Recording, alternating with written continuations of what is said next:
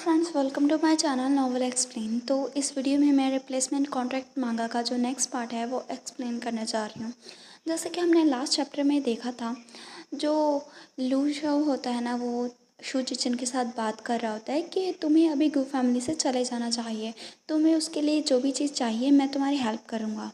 और वो ऐसे उसके साथ बात कर रहा होता है काफ़ी ज़्यादा एरोगेंट वे में।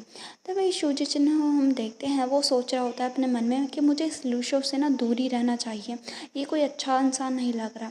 तभी हम इस चैप्टर की स्टार्टिंग में देखते हैं, जो शू चिचिन है वो लू शो को बोलता है कि अगर मैं गू फैमिली को छोड़कर चला गया तो इसका तुम्हें क्या बेनिफिट होगा। तो फिर जो लू शो है वो उससे बोलता है कि मैं ऐसी चीज़ें करता हूँ बिना किसी बेनिफिट के, बिना किसी रीज़न से, मुझे ऐसे ही करना अच्छा लगता है। तभी शू चिचिन अपने मन में सोचता है कि मुझे ना लू मिंगजिन को अवॉइड करते रहना चाहिए था, मुझे लगता है इसीलिए ये यहाँ पर आया है। और मुझे पता है कि जो लू फैमिली है वो अपने छोटे बेटे को बहुत ही ज़्यादा स्पॉइल करती है, ये पूरी जे सिटी में पॉपुलर है।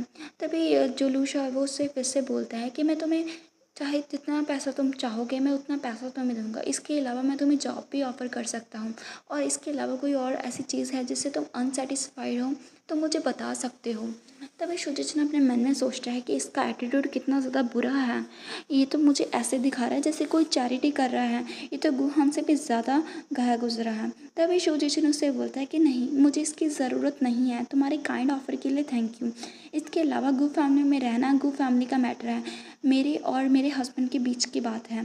तभी लूशा उससे बोलता है तुम बहुत ही ज़्यादा नेव हो, तुम्हारे पास क्या ही कैपेसिटी है कि तुम गू फैमिली में कंटिन्यू स्टे कर सकते हो। इसके अलावा गुहन की पेट की तरह रहोगे, या फिर तुम किसी उसके असिस्टेंट की तरह, या फिर तुम गू फैमिली की मेल नैनी की तरह उस जगह पर रहना चाहते हो। तभी उसे बोलता है कि अगर गुहान ने पेशुशु के साथ मैरी किया फ्यूचर में तो तुम क्या करोगे, क्या तुम उसकी कॉन्केबाइन बन के रहना चाहोगे। इसके अलावा किसी की बॉडी को यूज़ करके रहना लॉन्ग टर्म सोल्यूशन नहीं है, इसका एंड बहुत ही खतरनाक होता है। और फिर वो उसे लेक्चर देने लगता है। तभी शूजिचन अपने मन में सोचता है कि क्या सारे ही सीईओ ऐसे ही लेक्चर देते हैं इतने हाई और माइटी पोजीशन के साथ, और अगर वो पेशुशु के साथ मैरिज करना चाहता है भी या नहीं, वो पहले तुम पेशुशु से तो पूछ लो क्या वो विलिंग है भी या फिर नहीं उससे मैरिज करने के लिए। तभी लूशा उसे अपना कार्ड देते हुए उसे बोलता है कि ये मेरा बिजनेस कार्ड है, मुझे तुम कभी भी कांटेक्ट कर सकते हो जब भी तुमने अपना माइंड को रेडी कर लिया। और वो उसे अपना कार्ड दे के वहाँ से चला जाता है और उसकी बात भी नहीं सुनता। तो सोचिस्टम अपने मन में सोचता है ये अपना बिजनेस कार्ड तो मेरी ओर ऐसे फेंक के गया है जैसे किसी भिखारी को भीख देख रहा हो, वो ऐसा कैसे हो रहा है, कर सकता है, और मुझसे एक्सपेक्ट कर रहा है कि मैं ग्रेटफुल रहूँ उसकी तरफ। और फिर वो उस कार्ड को पाड़ देता है और वहाँ पर फेंक देता है कि किसे फिक्र है इसकी। तभी वहाँ पर हमारा सीन कट हो जाता है। तभी हम देखते हैं वो मतलब काफ़ी जो लोग हैं लू फैमिली के, वो दोनों बेटे और एक जाओ फैमिली का जो यंग मास्टर था, इसके अलावा शुजिचिन पेशिशु और गुहान, वो सभी बैठे होते हैं एक टेबल पर। और वहाँ पर किंगिंग सभी को बोल रहा होता है कि थैंक यू मुझे यहाँ पर मेरी बर्थडे पार्टी पर आने के लिए और मुझे गिफ्ट देने के लिए। तभी वो जो लू शाह उसे पर्सनली थैंक्स बोल रहा होता है क्योंकि उसने उसे बहुत ही बड़ी अमाउंट में लैंड को गिफ्ट किया होता है। तभी लूशा उसे बोलता है कि कोई बात नहीं, तुम और शाओचन दोनों साथ में बड़े हुए हो तो तुम भी मेरे भाई जैसे ही हो। तभी हम देखते हैं शुजिचन और पेशुशु आराम से बैठे होते हैं और पेशुशु ने शुजिचन का हाथ पकड़ा होता है। तभी हम देखते हैं शुजिचन और पेशुशु दोनों साथ में बैठे होते हैं और पेशुशु ने शुजिचन का हाथ पकड़ा होता है और अपने थाई पर रखा होता है। तभी शुजिचन अपने मन में सोचता है ये बच्चा क्या ही कर रहा है, और जो पेशुशु है ना वो उसके हाथ पर काफ़ी कुछ बनाने लगता है। तभी किंग जो शुजिचन है उसे नोटिस करता है और उसे बोलता है शुजिचन तुम्हारा फेस इतना रेड क्यों है। तो शुजिचन उसे बोलता है कि नहीं कुछ भी नहीं, मैं इतने सारे लोगों के सामने बैठने में थोड़ा सा मुझे अनकंफर्टेबल लगता है, इसीलिए शायद ऐसा हो रहा है। तभी गुहान उसे बोलता है कि अगर तुम इस तरह के इन्वायरमेंट में बैठने के लिए अडॉप्टेड नहीं हो तो तुम यहाँ से जा क्यों नहीं रहे हो, तुम मुझे एम्बेरस कर रहे हो। तभी वहाँ पर जो मिंगचन है और वो जाओ फैमिली का यंग मास्टर है वो दोनों उसका मजाक उड़ाने लगते हैं। मुझे लगता है कि इसीलिए एम्बेरस्ड है क्योंकि ये पेशुशे के साथ बैठा है और ऐसा होना भी चाहिए। तभी मिंगचन उससे बोलता है कि ये एक कितना ज़्यादा चीप है, वो पेशुशु के साथ कंपेयर भी कैसे कर सकता है, वो सिर से लेके पाँव तक बिल्कुल भी उसके जैसा नहीं है तो उसे इन्फीरियर तो फील होगा ही। आखिरकार वो पेशुशु है, पे फैमिली का यंग मास्टर, तभी वो फिर से उसका मजाक उड़ाने लगता है कि इसके अलावा शूशु और शूशु, मतलब वो दोनों का नाम प्रोनाउंस कर रहा होता है और बोल रहा होता है कि इन दोनों के नाम भी कितने ज़्यादा फेमिलियर हैं, कितने ज़्यादा सिमिलर है, कोई बता भी नहीं सकता कि हम किसे बोल रहे हैं, हम अगर केयरफुल नहीं रहें। तो लुशा उससे बोलता है कि मुझे लगता है जो प्रेसिडेंट गू है ना, वो मुझे लगता है शूशु को जनरली शूशु बोल देता होगा। तभी गुहान उससे बोलता है कि मुझे पता है जो शूशु है वो शूशु है और जो शू जिचन है वो शू जिचन है, मैं इन दोनों को मिक्स नहीं करता। तभी जाओ फैमिली का जो यंग मास्टर है वो बोलता है कि बिग ब्रदर गुम का मतलब ये है कि वो कभी भी अपने ट्रू लव को मिस्टेक नहीं करेंगे। तभी मिंगचन उससे बोलता है कि मुझे तो समझ में नहीं आता कोई लोग इतने ज़्यादा सेमफुल कैसे हो सकते हैं, वो पेई शुशु के साथ compete करने के लिए कोशिश भी कैसे कर सकते हैं।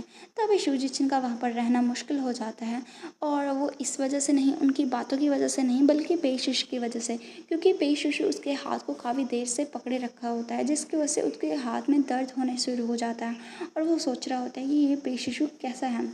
और तभी लूशो ना पेई शुशु और शुजिचिन को नोटिस करता है और शुजिचिन की तरफ देखते हुए सोचता है कि शुजिचिन यहाँ पर कितनी मिजरेबल लाइफ जी रहा है, लेकिन अभी भी वो गुहान के साथ स्टिक है। अगर कोई किसी की हिम्मत हुई मेरे भाई के साथ ऐसे ट्रीट करने की तो मैं उसका मुंह जल्दी ही बंद करवा दूंगा।